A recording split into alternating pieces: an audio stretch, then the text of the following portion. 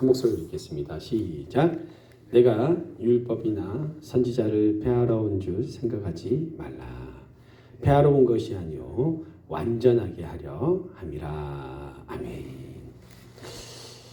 오늘 이렇게 눈이 많이 내리는데 예배당 와서 함께 여러분 예배드리게 하시는 하나님께 감사와 찬송을 올려드립니다. 원래 오늘 본문은요 주보에 나간 것처럼 마태복음 5장 17절부터 20절까지인데요.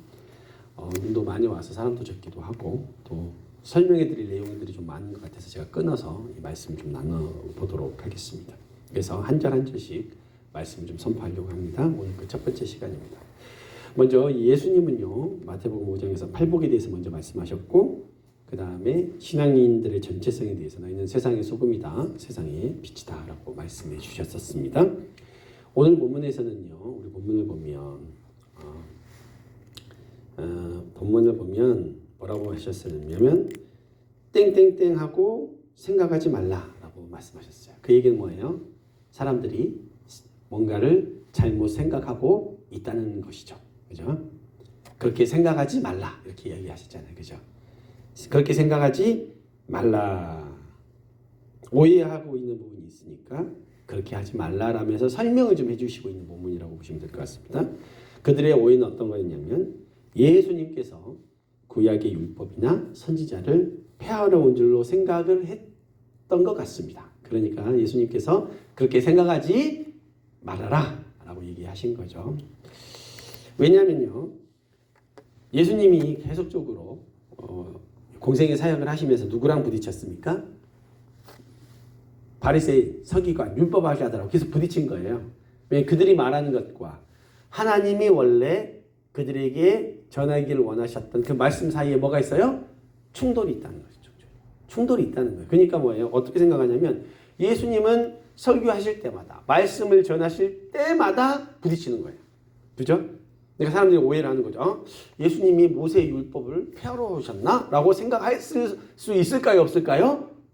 있다는 거죠. 그래서 그들은 그렇게 오해를 하고 있었습니다. 그리고 심지어는 예수님께서 막 꾸짖기도 하시고 독사의 자식들아 막 잃어버리시잖아요. 그러니까 예수님을 따르는 제자들은 막 그렇게 생각할 수 있겠죠. 그런데 오늘 본문에서 여러분 한 절밖에 아니니까 보세요. 첫 번째 보면 내가 뭡니까? 율법이나 선지자를 폐하러 온 줄로 생각하지 말라고 하셨죠. 그죠? 그러면 선지자나 율법이나 선지자가 도대체 뭘까요? 그러니까 율법이나 선지자가 의미하는 것이 뭘까? 이것부터 제가 좀 풀어드리면 뭐냐면 이 율법은 뭐냐면 모세 오경 아시죠? 창세기, 출애굽기, 문수기, 레위기, 신명기 그죠? 이 모세 오경을 토라라 그래가지고 이게 이제 율법이라고 보통 얘기합니다.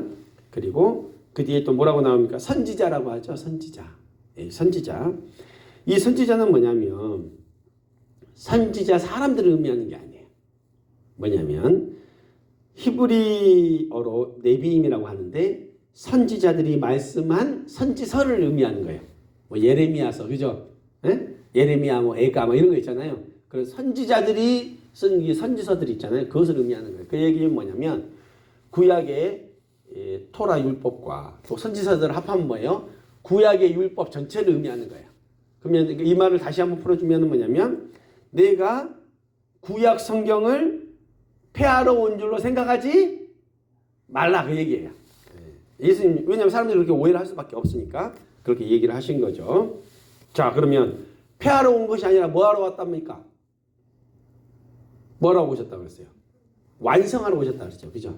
그러니까 폐하러 온 것이 아니라 이 구약의 율법을 완성하러 왔느니라 라고 얘기를 하신 거예요.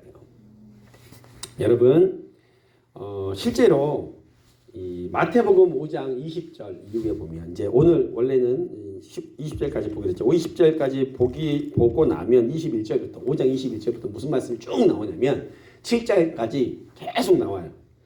원래 하나님께서 모세를 통해서 이 신명기나 레위기나 민수기를 통해서 뭐 이렇게 말씀해 주셨던 그 구약의 그 율법들에 대해서 다시 한번 재해석을 해 주십니다. 이렇게 얘기를 하는 거죠. 예를 들어 노하지 말라. 성경에 노하지 말라고 했잖아요. 그죠? 노하지 말라 그랬는데 그때는 실질적으로 노에서 때리거나 상해를 입히면 그것을 갚게 했어요. 눈에는 눈, 이에는 이로 갚아라. 이렇게 했었는데 예수님께서 어떻게 얘기하냐면 이제는 때리지 않아도 어떻게 해요? 나아가라고 욕만 해도 그건 어떻게 해요? 그 심판을 받는 거예요. 이거 재해석을 해주시는 거예요. 욕만 해도 심판을 받는 거야. 너희는 지옥불에 들어가야. 이렇게 얘기를 해준 거예요. 더 깜짝 놀라. 더 힘든 것이 된 거예요. 마음속으로 가리고 숨기면 될 줄 알았고 행동하지 않고 뒤에서 욕하면 끝날 줄 알았는데 예수님이 그 마음을 딱 바뀌어서 너희들이 속마음으로 욕만 해도 그것은 구약의 율법의 죄를 짓는 거다. 그러나 바리새인들 서기관은 뭐예요? 행동하지 않으면 너희는 괜찮다라고 했었죠. 그죠? 예수님이 그렇게 얘기하지 않았습니다. 자, 그리고 또 뭐냐면 간음하지 말라라고 했었어. 그죠? 그러면 내가 누군가의 어떤 여인이나 또 남편이나 부인은 그죠? 이 범한 것들이 안 했으면 상관없는데 그죠? 그 구약의 율법에. 근데는 예수님이 뭐라 해요? 마음속에 음욕을 품기만 해도 이미 가능한 거다. 이거 완전히 빠져나올 수 없는 율법인 거예요. 지금. 그죠? 원래 그것은 그런 뜻이었다라는 거예요. 맹세에 대한 것, 기도에 대한 것, 금식에 대한 것, 재물 및 헌금에 대한 것, 형제 비판하지 말라, 판단하지 말라 이런 모든 것들을 어떻게 해요? 지금 재해석을 해주는데 재해석을 해주니까 어때요? 더 편해요? 더 어려워요?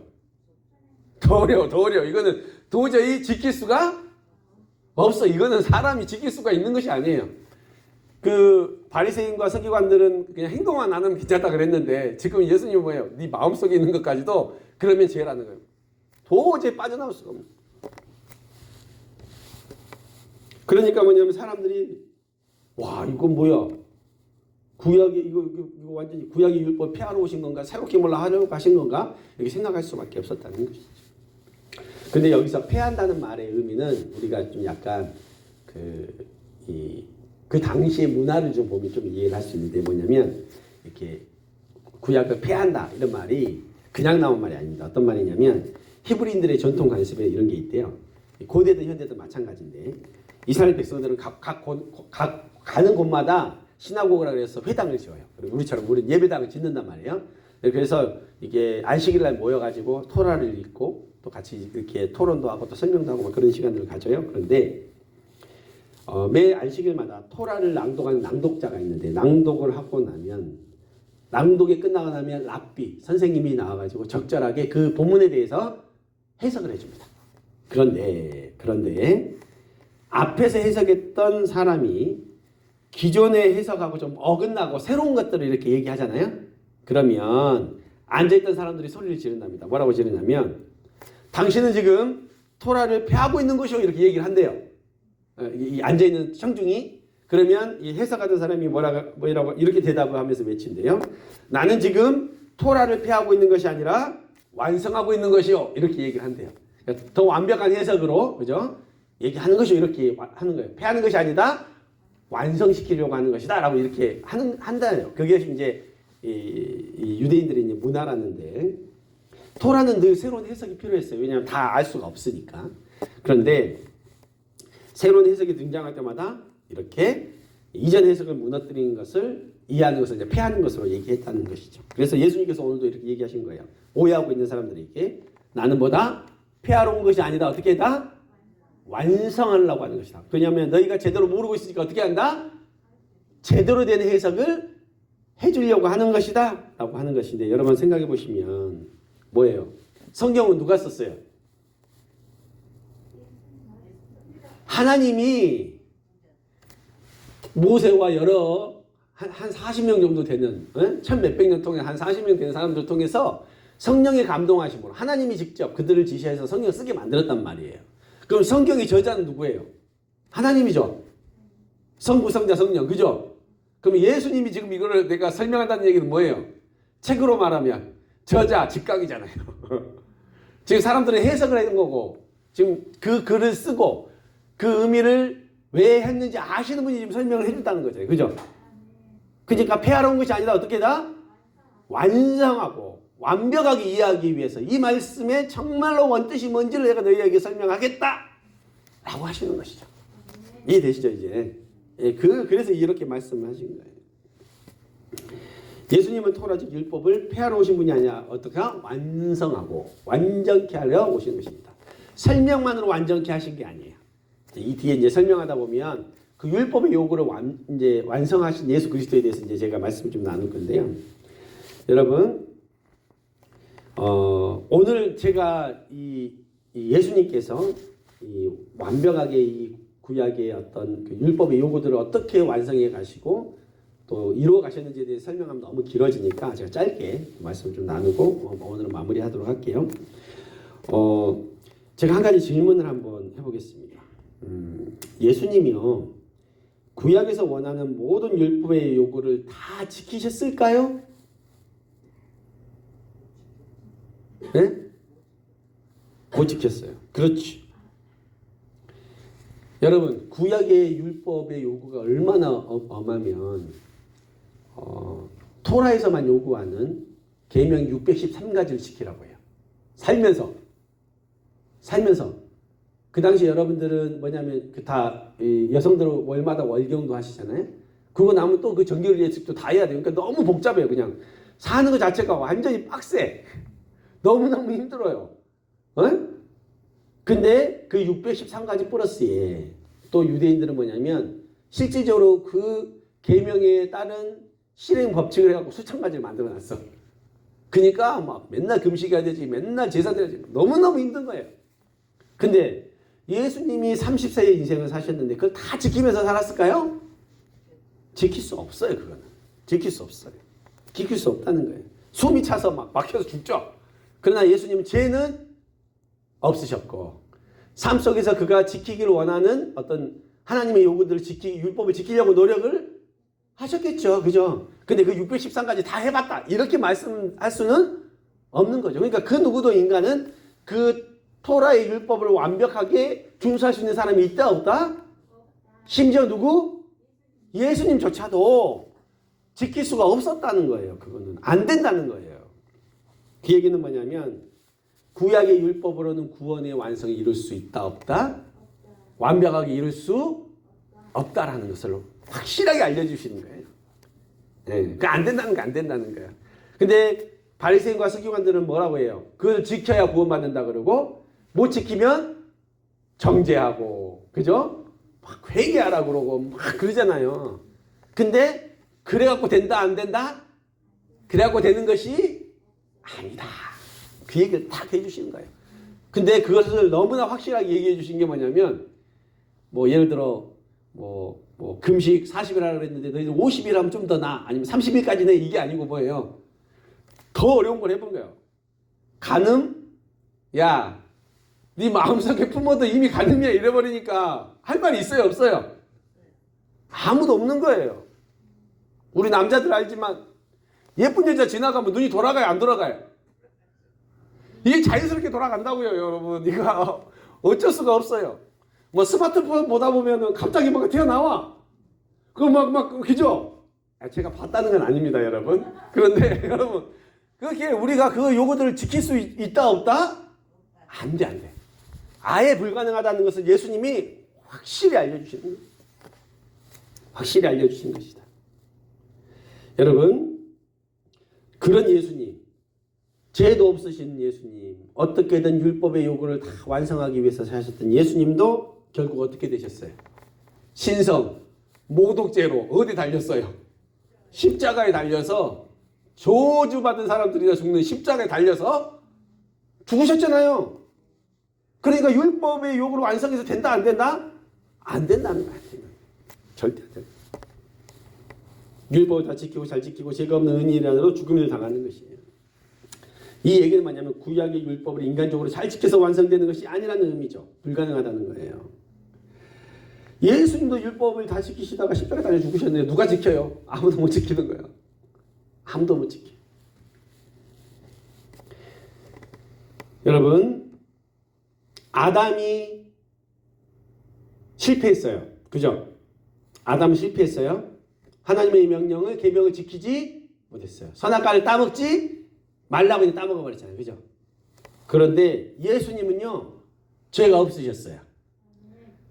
그 율법의 요구들을 어떻게든 다 지키셨었어요. 그런데 어떻게 돼요? 죽임을 당해버렸어요. 그죠? 죽임을 당해버리셨어요. 여러분, 만약에 예수님이 이 땅에 오셔서 구약에 요구하셨던 613가지 뭐 수많은 그 모든 율법을 다 지키시고 죽지 않으시고 나중에 승천하시면서 자 너희는 내가 지켰으니까 이제 너희는 할 말 없어. 내가 사람으로 태어나가지고 너희랑 똑같이 똥 싸고 기다가 자라나서 30살 이렇게 살았는데 내가 다 해봤어. 너희 지켜야 돼 이러면 우리 할 말이 있어요 없어요? 없어요. 그 누구도 구원받지 못해요. 그러나 예수님이 어떻게 하셨냐면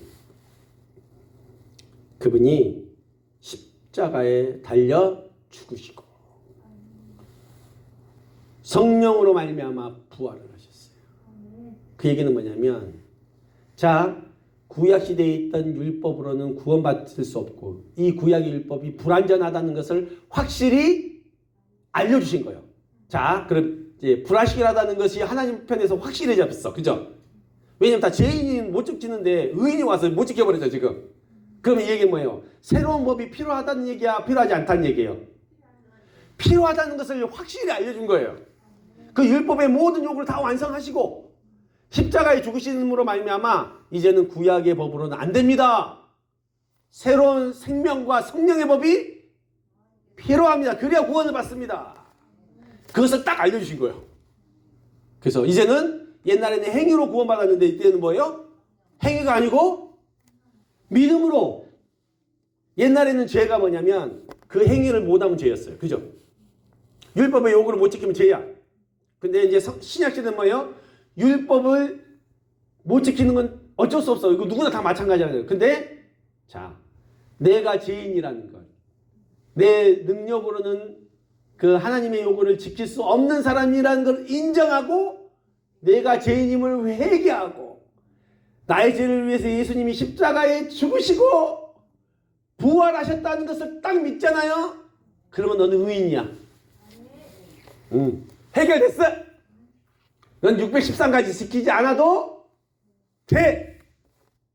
이게 바로 성령의 법이라는 거예요. 그래서 이제는 우리는 죄인이 아니고 의인이야. 지금 죽어도 어디 가요? 천국 간다는 거예요. 아멘? 얼마나 확실한 복음입니까? 그죠? 그래서 이제는 예수 믿어야 된다는 거예요. 예수 믿으면 천국. 뭐라 그러지? 불신 지옥 뭐라 그러지 그거? 예수 천당 불신 지옥 그 얘기가 이 얘기야 이 얘기. 뭐 이게 지하철이나 뭐 이게 도로에서 막 얘기하시는 분 있잖아요. 이분들이 다 설명을 안 하고 이제 그 말만 한 거예요. 근데 이 말의 뜻이 뭐예요? 바로 이거라는 거예요. 그래서 은혜로 구원받는 것이야. 우리의 행위로 구원받는 것이 아니라는 거예요.